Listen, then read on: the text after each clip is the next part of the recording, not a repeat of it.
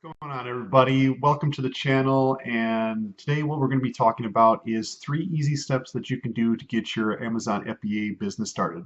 The very first thing you're going to want to do is set up an email for your business, because this is basically going to be the basis of all your communication with your vendors, your suppliers, with your bank, with any services you purchase. It all needs to be funneled through an email address. So it's the very first thing that you need to get set up. Now, you don't have to necessarily go as in depth into this. You can use a basic email address with this. The one that I set up and the one that I kind of prefer is just setting up a Gmail account. Now, with that, they do offer a business option, which you can have kind of your domain name in that, things like that. You don't need to get as in depth into that. I know that is an extra charge, but one of the benefits is if you do happen to go that route, and let's say you're wanting to do a website right away, is it does definitely look a lot more official. You can kind of have your company name at the end as the extension. That looks a little bit more professional and business-like with your suppliers, things like that. But for kind of the business of Amazon FBA, you don't necessarily need that off at this point. You just sign up for a free Gmail account and go that route. What you're going to want to do is, if you have an idea for your business name, all I did was I took my business name as yada yada yada at gmail.com, made it very simple, so at least you suppliers, banks know kind of what company they're working with, and just as a simple Gmail looks pretty good with that. You don't want to be using a personal email address for your business, both for personal reasons and business reasons. Personal reasons is you don't want kind of business inquiries and people spamming you with, hey, see this offer, see this thing trending on your personal email when it's business related.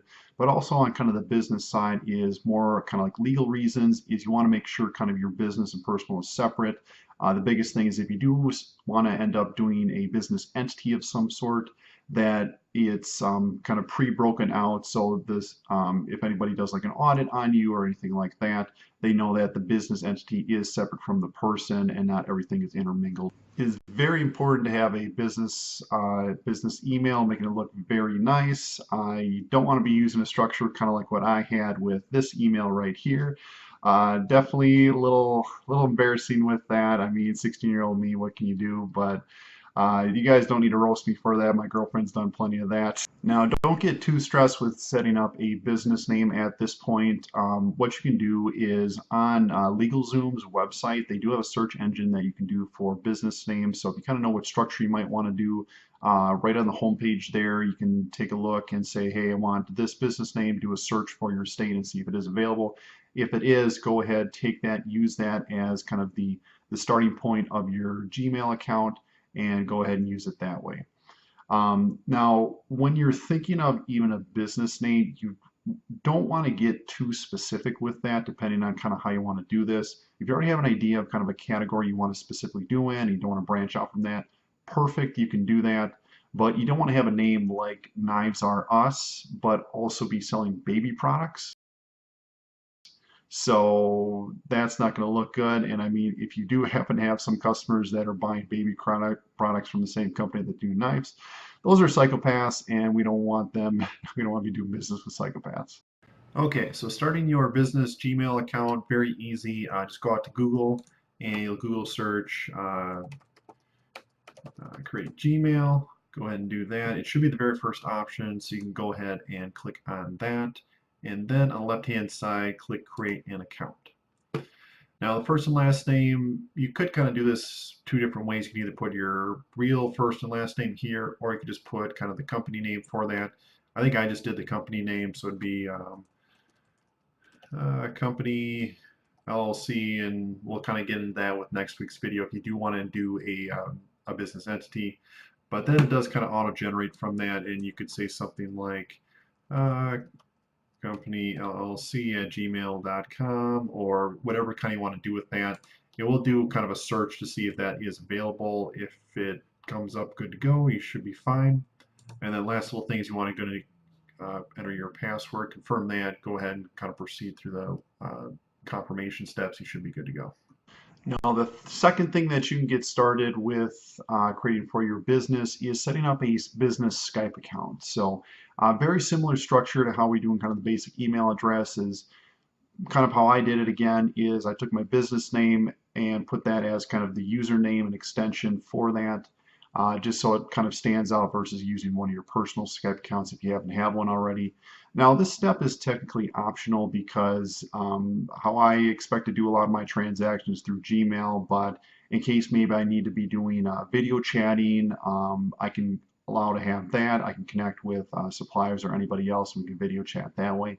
But what it also allows is instant messaging, kind of like chat or like a text message type feature. So that's kind of another thing as well in case maybe you want to, maybe you're up at the same time as your supplier and want to kind of get it back and forth dialogue versus just sending like emails back and forth once per day, something like that. That'll be definitely a very good option for that. All right, so for setting up your Skype account, again, out on Google here, and we'll type in Skype. And again, it should be the very first one, so you can go ahead and click on that. And if you don't already have Skype downloaded on your computer, you can go ahead and click download, follow the instructions, find the folder to save it to, accept the, what is that, the software agreement or whatever it is, and go ahead and get that processed and loaded. Now, once you do finally have that available on your computer, come back to this website, do the little drop-down arrow in the upper right for signing in, and new to Skype, yes, click the sign up button. You go ahead and get that loaded. And then I didn't do it by phone number, I used an email, and again, that'll be that email kind of you just set up with the Gmail. So I said company LLC at gmail.com, click next, enter a password, and then I do think it did kind of a confirmation of kind of the validity of that, so I might send you a confirmation email with that. If you're doing it through a phone number, it might send you a confirmation that way, but once you get the profile set up, you're good to go with that. You can log in, you can kind of change your image or kind of whatever you want to do with that, but then that is set for any potential video calling, chat messaging that you're going to be doing with either suppliers or other contacts. Finally, the third thing that you can do is set up a PO box or kind of a postal box of some sort. And this will be important because you probably don't want any mail going to your personal address, because when you do sign up for things and you use your personal address, that can be kind of shuffled around the internet. So kind of the less personal you get it, the more kind of business specific you get a lot of your information, the better. We can kind of keep things segregated between your personal life and your business life. Really, there's two kind of main options that I recommend. There's definitely a lot of companies out there, but the two that I recommend is either just the United States Postal Office, just a normal PO box at your local city, or using UPS. Now, I personally, I used just the United States Postal Service with that. We have UPS, but we don't have the right UPS apparently in my city, because what they have is UPS has a UPS store, which they do have some business PO box type things that they can do with that. 24-hour access. They can actually send you text messages when you have a package arrives. So that's definitely some cool functionality. Now, they are a little bit more expensive and you have to kind of factor that in, but if you like convenience, you may want to go that route. Basically what you have to do is type up UPS store and it'll take you out to the company website and do a search for your zip code, see kind of what the nearest one is. Nearest one for me is a half hour away, so even if I do get a text message, I'm not going to drive a half hour there and back to go ahead and get that. So I did go the PO Box route, and it is very simple to go ahead and do that. Basically, they have 5 box types available, the smallest one being like this big, so like 3.5 by 5. And the kid is a L7 winning. And then they kind of go incrementally up from there. You will want to check your rates. It does not have that on the United States Postal Service website. Locally for mine is with that smallest box that was like $33, something like that for 6 months. So grand total $66 for the entire year. But you can break that out into however many chunks you want. If you want to pay by quarter, pay by semi-annually, or annually, you can do kind of whatever you want with that. Now, you do want to have kind of some mailing service at some point, again, for the reasons I mentioned. But what's also nice about the PO Box, probably UPS does this as well, but if for whatever reason you receive a package that is bigger than your box, so to speak. So if I, for example, if I receive a sample of whatever product I do, that's not going to fit in a 3.5 by 5 inch little box. So what they can do is they can hold that for you, and then they will go ahead and notify you of that, so that you can go ahead and pick that up free of charge. They don't have like overnight fees or anything like that, unless maybe you just never pick that up, then they might charge you for that. But they will hold that for you for free and let you know, so that's definitely good. But the other thing to keep in mind, though, is if you do happen to have some personal information that's coming through that, let's say, doesn't fit in your box, you probably don't want them hanging onto that. I mean, products are fine, but if it's like legal information, things like that, you do want to make sure it fits in your box. So make sure you choose the size that is appropriate for your business and kind of where you see your needs for mailing. They do also have, when I did that, they do have a $6 fee for basically the keys, and it's just more of a security deposit as anything. So pay the $6, get the keys. Eventually, if you do happen to return the keys and everything is good, you didn't break anything, you'll get your money back with that. But it's very easy to sign up. There's a form online which I'll link below with that, and I'll actually kind of go through that with you guys. But you fill out the form top to bottom, enter kind of your company name with that. It doesn't have to be an official company name quite yet if you're perhaps doing a business entity of some sort. But fill that in. You'll fill in that email address, which rule number one, you want to get that. And then kind of your specific information. So contact information, what size you want. Obviously, you're going to need payment. But some other important things as well is they do need to verify your identity with that. So they do need a photo ID, and then they do need to have proof of your personal address in this case. So all I did was I took my driver's license in, has my photo on it, and then what I did is my car insurance, I printed off a copy of that showing my current address, took that in, and that was verified. You can also use a utility bill or kind of any other official document that has your name and address on it for verification in that regard. It actually gives you a couple options on the form as well.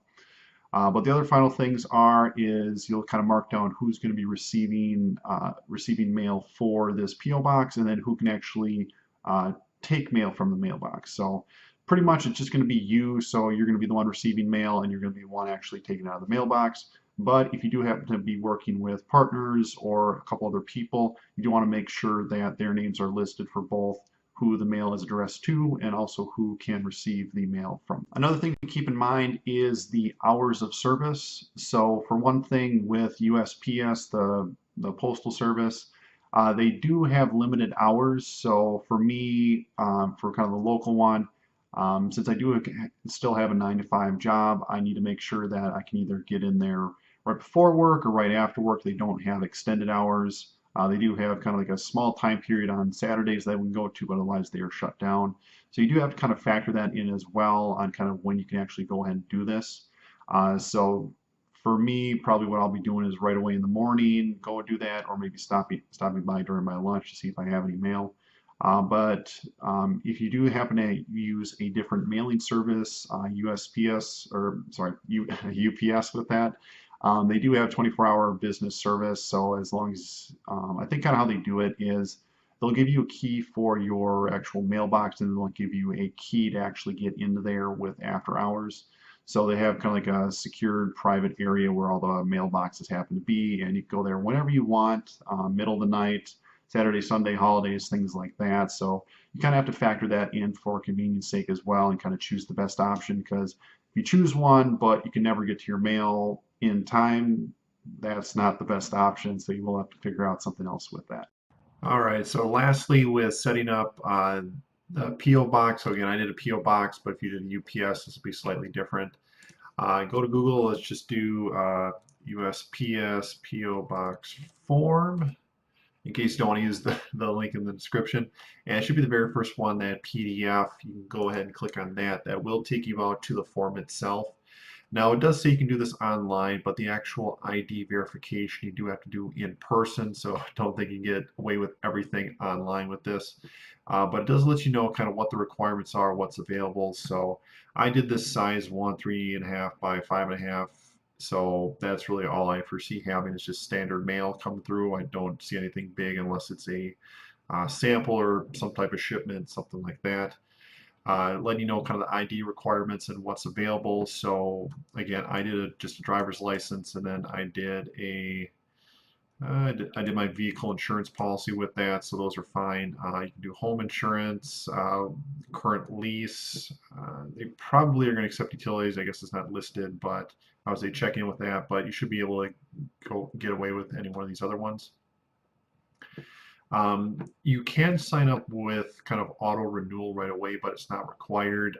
I didn't do auto renewal. I'll just, when the time comes, I'll just go in and make a payment, and that'll be it. But you can't sign up with that. That'll kind of create an online account for that using that address right there. Then it does have kind of some terms of service and some other things to kind of keep in mind. Really, the biggest thing is really accumulated mail. So if things are in there and they don't get touched for a while, they can either, I think, take it, or they can charge you a fee for that. So kind of just keep that in mind in case you're not regularly going into it. But if you're a good business person, you should. But the other thing to keep in mind too is they do have to have a personal address on file just to kind of know where to contact you. So if you do happen to be either in an apartment or you're moving addresses, you do need to make sure you update the information with this form with kind of your PO Box profile in case you do move. And this will be kind of the same thing with a lot of other things that you do set up. So if you do your business entity, you'll have to change that up, legal entity, things like that. So wherever you happen to put that personal address, in case you do move, you do have to get that switched up in those areas. Otherwise, you can run into legal issues with that. So just be sure you get that. You do have a couple different options with this. So again, you can do a 3-month. I did the 6-month, and you can do a 12-month. They do give some options where if you do want to kind of stop it partial the way through, you can do that. So if you stop anywhere before 3 months, you can get half your payment back. And then they have some quarterly options available with the annual in case you want to change to a different provider or anything like that. But as you kind of keep going down, you get to the actual form of it, and kind of how you're going to fill this out is we are going to be a business, so you want to make sure that that gets checked. Put your business name, so company LLC, or kind of whatever you're going to be calling it. And then name of person applying, that is you, but also include your title. So Walt Connor,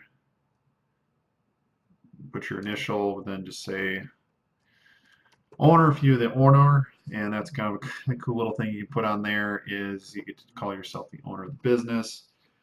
Street address, 123 Main Street, Anytown, Texas, 90210, even though that's not technically there.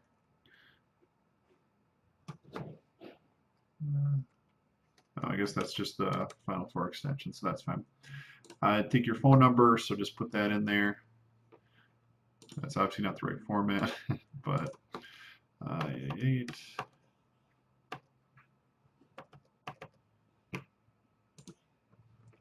Then email address, again, that'll be the same Gmail address you just did. So choose a box size. Again, I just did size 1. That'll be just fine. Choose what your identifiers are going to be. And then you don't necessarily have to fill out the rest of this. If you want to do the auto renewal, you can fill out this portion, but it is not required unless you happen to do a 3-month payment option, in which case this would be required.